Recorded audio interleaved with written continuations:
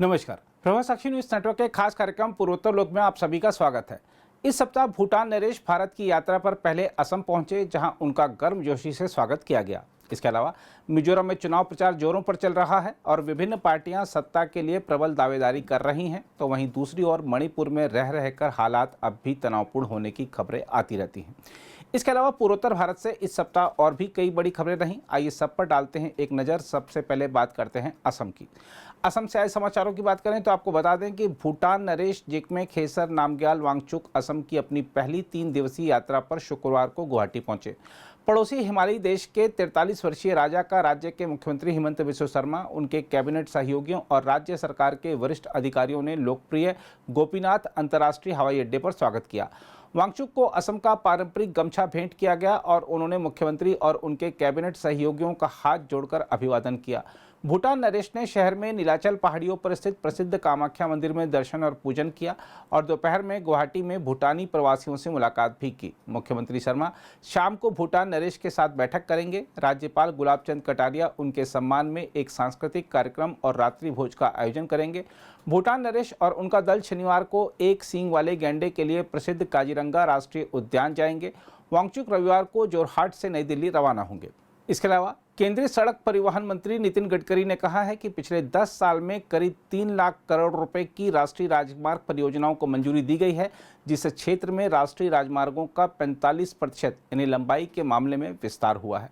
गडकरी ने आगाह किया कि अधिकारियों को नागालैंड तथा मेघालय जैसे कुछ पूर्वोत्तर राज्यों में भूमि अधिग्रहण की समस्याओं का सामना करना पड़ रहा है और यदि मुद्दों को जल्द हल नहीं किया गया तो परियोजनाएं बंद हो सकती हैं। मेघालय से समाचार की बात करें तो आपको बता दें कि नेशनल पीपुल्स पार्टी के प्रमुख और मेघालय के मुख्यमंत्री कोनराड के संगमा ने मंगलवार को प्रेस्टोन टिनसोंग को प्रदेश में पार्टी प्रमुख नियुक्त किया। उप मुख्यमंत्री टिनसोंग ने WR खारलुखी की जगह ली है, जो 16 सालों से पार्टी के प्रदेश अध्यक्ष पद पर आसीन थे। NPP मुख्यालय में इस बदलाव की घोषणा करते हुए संगमा ने कहा कि ऐसा इसलिए किया जा रहा है क्योंकि खारलुखी ने संकेत दिया था कि वह पार्टी के प्रदेश प्रमुख के पद से हटना चाहते हैं। खारलुखी मेघालय से राज्यसभा सदस्य भी हैं। मणिपुर से आए समाचारों की बात करें तो आपको बता दें कि राज्य की राजधानी इम्फाल में गुरुवार को शांति रही, लेकिन हालात अभी भी तनावपूर्ण हैं। एक दिन पहले यहां मणिपुर राइफल्स के शिविर के शस्त्रागार को लूटने की कोशिश के दौरान सुरक्षा बलों ने 2000 से अधिक लोगों की भीड़ को तितर बितर करने के लिए हवा में कई राउंड फायरिंग की थी। शहर में कई बाजार बंद रहे, लेकिन शैक्षणिक संस्थान, सरकारी कार्यालय और मणिपुर उच्च न्यायालय सामान्य रूप से खुले रहे, जबकि सुबह 10 बजे से कर्फ्यू में ढील के बाद सड़कों पर वाहनों की आवाजाही भी देखी गई। प्रशासन ने प्रमुख चौराहों पर अतिरिक्त राज्य और केंद्रीय बलों को तैनात किया और पुलिसकर्मी मणिपुर राइफल्स शिविर के पास के इलाकों में गश्त कर रहे हैं। इसके अलावा रक्षा मंत्री राजनाथ सिंह ने मणिपुर में एक दूसरे से लड़ रहे मेइती और कुकी समुदायों से अपील की है कि वे परस्पर बने अविश्वास के माहौल को खत्म करने के लिए साथ बैठें और दिल से बात करें। मिजोरम के दक्षिणी हिस्से में और म्यांमार सीमा के नज़दीक आयोजित एक चुनावी रैली को संबोधित करते हुए राजनाथ सिंह ने कहा कि हिंसा किसी भी समस्या का समाधान नहीं है और मणिपुर के दोनों समुदायों को स्थिति सुधारने के लिए एक दूसरे से बातचीत करनी चाहिए।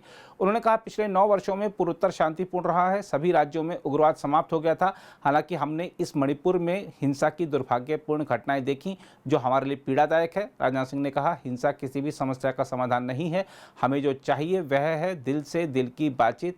मैं दोनों समुदायों मेइती और कुकी से एक साथ बैठने और अविश्वास को खत्म करने की अपील करता हूं। मिजोरम से आए समाचारों की बात करें तो आपको बता दें कि जोरम पीपुल्स मूवमेंट यानी ZPM के नेता और पार्टी की ओर से मुख्यमंत्री पद के उम्मीदवार लाल दोहुमा ने कहा है कि यदि उनकी पार्टी आगामी विधानसभा चुनाव के बाद सत्ता में आती है तो वह BJP के नेतृत्व वाले NDA या इंडियन गठबंधन जो बना है विपक्ष का, उसमें शामिल नहीं होगी।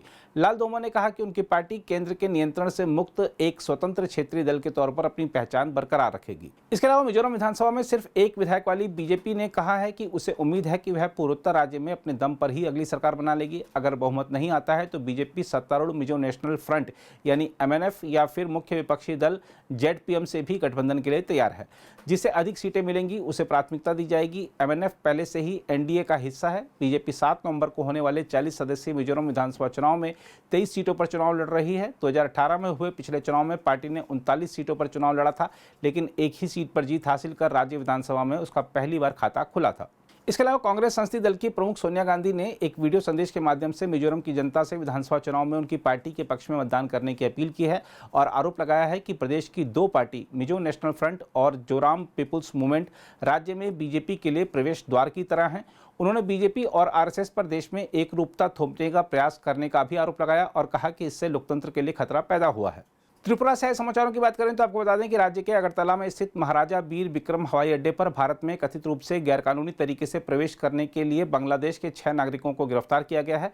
पुलिस के मुताबिक आरोपियों की पहचान मोहम्मद नील इस्लाम, रत्न रविदास, मोहम्मद जोनी मियाँ, सिफात मियाँ, मेहदी जसन और स्वप्न मियाँ के रूप में हुई है और सभी पड़ोसी देश के विभिन्न हिस्सों से संबंध रखते हैं। अरुणाचल प्रदेश से समाचार की बात करें तो आपको बता दें कि म्यांमार आधारित प्रतिबंधित संगठन NSCN KYA के एक उग्रवादी को बुधवार को अरुणाचल प्रदेश के तिरप जिले में पकड़ लिया गया। पुलिस ने यह जानकारी दी थी। तिरप के पुलिस अधीक्षक राहुल गुप्ता ने बताया कि गिरफ्तार व्यक्ति की पहचान 25 वर्षीय पेलेई खांगन्याकम के रूप में हुई है, जिसे सुम सीमा पत्थर गाँव से गिरफ्तार किया गया। अगर आप भी लेना चाहते हैं देश दुनिया की तमाम जानकारी तो आज ही सब्सक्राइब करें हमारे चैनल को। साथ ही नीचे दिए बेल आइकन को जरूर दबाएं ताकि हर अपडेट आप तक पहुंच सके।